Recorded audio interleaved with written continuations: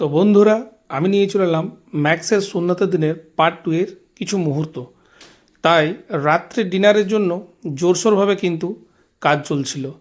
আমরা দেখছি এখানে ডেকোরেশন খুব সুন্দর হয়েছে এবং আমার স্করপিও খুব সুন্দরভাবে কিন্তু ডেকোরেশনের কাজ চলছিল।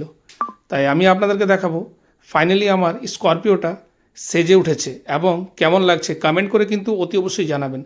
এই ডেকোরেশনটা করে দিয়েছিল আমাদের সমীর ধাঙ্গর। তাই দেখতে পাচ্ছেন যে রাত্রে ডিনারের জন্য কিন্তু বিরিয়ানি তৈরি হবে, তাই আলু সেদ্ধ হচ্ছিল, সেটাও আপনাদেরকে দেখালাম। ইতিমধ্যেই আমাদের কাছে এসে পৌঁছেছে টিঙ্কু ভাংড়া। তো এটা আমাদের গ্রামেরই ভাংড়া, খুব সুন্দর বাজায় ছেলেগুলো। উনি হচ্ছেন অনার টিঙ্কু। ওদের ভাংড়াটা আমরা আগেও বাজিয়েছি, আমার বিয়েতেও বাজিয়েছিলাম। তাই আমি ওদেরকে আমার ছেলের শূন্যতার জন্যও ডাকলাম। তাই ম্যাক্সকে আমরা বরের মতো সাজিয়ে দিয়েছি এবং সে তার মামার কোলে।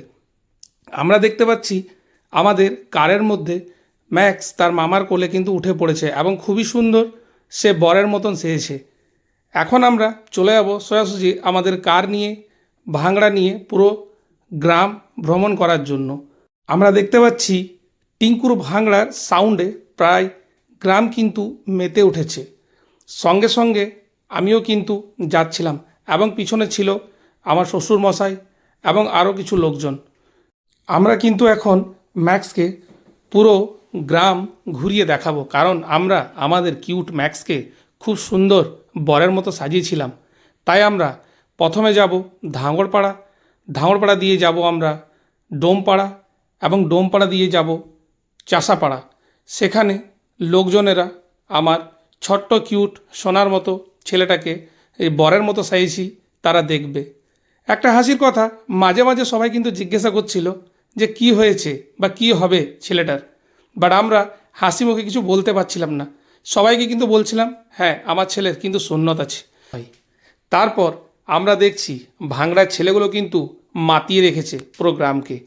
ইতিমধ্যে আমরা কিন্তু আমাদের গাড়ি নিয়ে এবং ছোট্ট কিউট সোনা ম্যাক্সকে নিয়ে আমরা কিন্তু চাষাপাড়ার দুর্গা মন্দির অবধি পৌঁছে গেছি এবং সেখানেও লোকজনেরা কিন্তু দেখলো এবং জিজ্ঞাসা করলো যে কি হয়েছে।